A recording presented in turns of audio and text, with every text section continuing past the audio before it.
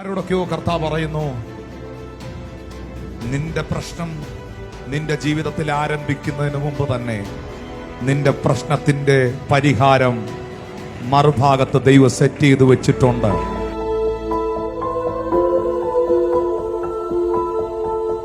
അബ്രഹാമിന്റെ വീട്ടിൽ നിന്നും ഹാഗാറിനെയും ഇസ്മായേലിനെയും ഒരു തുരുത്തിയിലെ വെള്ളവും കൊടുത്ത് അബ്രഹാം ഇറക്കി വിടുകയാണ്. ആ ഒരു തുരുത്തിയിലെ വെള്ളം തീർന്നാൽ ഇസ്മായേലിനും ഹഗാറിനും വെള്ളമില്ല.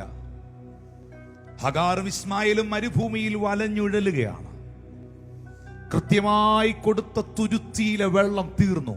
എന്റെ ഭാഷയിൽ പറഞ്ഞാൽ അബ്രഹാമിന്റെ വീട്ടിൽ നിന്ന് കിട്ടാനുള്ള അവസാനത്തെ ഉറവയും അടഞ്ഞു.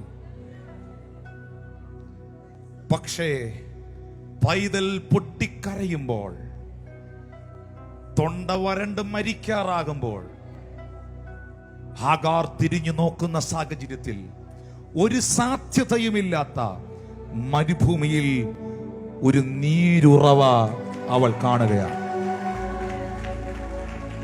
ഞാൻ ഇങ്ങനെ പറയാം, ആ നീരുറവ പെട്ടെന്നുണ്ടായതല്ല, ആ നീരുറവ അന്നേരം ഉണ്ടായതല്ല. ആ നീരുറവയെ ദൈവം മുന്നമേ സെറ്റ് ചെയ്ത് വെച്ചതാണ്.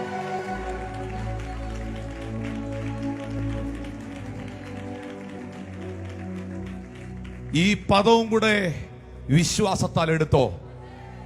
നിന്റെ മുൻപിൽ ഏതെങ്കിലും ഒരു ഉറവ അടയുന്നെങ്കിൽ നീ അറിയാത്ത മറ്റൊരു ഉറവ ദൈവം നിന്റെ മുമ്പിൽ തുറന്നു വെച്ചിട്ടുണ്ട്. അനുഭവമുള്ള എത്ര പേരുണ്ട്? ദൈവം ചില കാര്യങ്ങളിൽ നോ പറഞ്ഞപ്പോൾ, ചില കതകുകൾ നിന്റെ മുമ്പിൽ വലിച്ചടച്ചപ്പോൾ, നീ പ്രതീക്ഷിച്ച ചില ജനാലകൾ നിന്റെ മുമ്പിൽ കൊട്ടിയടച്ചപ്പോൾ, നിന്റെ തുരുത്തിയിലെ അവസാനത്തെ വെള്ളവും തീർന്നപ്പോൾ,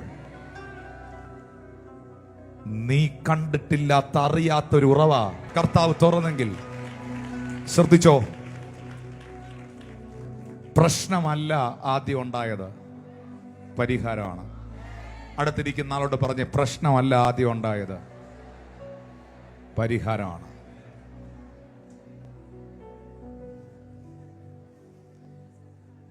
ഈ ഭൂമിയിലല്ലേ പ്രശ്നങ്ങളെല്ലാം? പക്ഷേ ഈ ഭൂമി ഉണ്ടാകുന്നതിന് മുമ്പേ ദൈവം ഇല്ലായിരുന്നോ? Thank you Jesus. വാടകയ്ക്കെടുത്ത ഒരു കോടാലി എലീശയുടെ കാലഘട്ടത്തിൽ ഒരു മനുഷ്യന്റെ കയ്യിൽ നിന്ന് വഴുതി വെള്ളത്തിലേക്ക് പോയി. ഇരുമ്പ് കോടാലി വെള്ളത്തിലേക്ക് താണുപോയി. അവൻ ഓടിച്ചെന്ന് എലീശയോട് പറഞ്ഞു, പ്രവാചകനെ, ഞാൻ റെന്റിനെടുത്തതാ, ഞാൻ വാടക എടുത്തതാ, അത് വെള്ളത്തിൽ താണുപോയി, ഒരു വഴിയില്ല എൻ്റെ മുമ്പിൽ.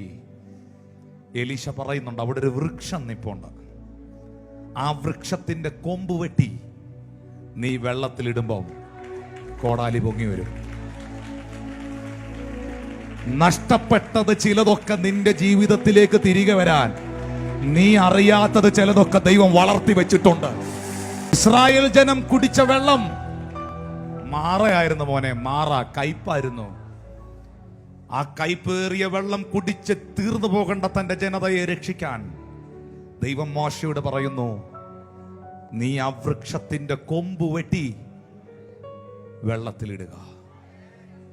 അവിടെയും എത്രയോ വൃക്ഷമെന്നല്ലേ എഴുതിയിരിക്കുന്നേ.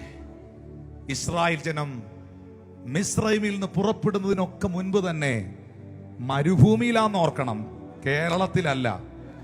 മരുഭൂമിയിൽ ആ ചുട്ടുപൊള്ളുന്ന സ്ഥലത്ത് അവരറിയാതെ അവർക്ക് വേണ്ടി ഒരു മരത്തെ ദൈവം വളർത്തിക്കൊണ്ട് വന്നിരുന്നു. ആരോടൊക്കെയോ കർത്താവ് പറയുന്നു, നിന്റെ പ്രശ്നം നിന്റെ ജീവിതത്തിൽ ആരംഭിക്കുന്നതിന് മുമ്പ് തന്നെ നിന്റെ പ്രശ്നത്തിന്റെ പരിഹാരം മറുഭാഗത്ത് ദൈവം സെറ്റ് ചെയ്ത് വെച്ചിട്ടുണ്ട്.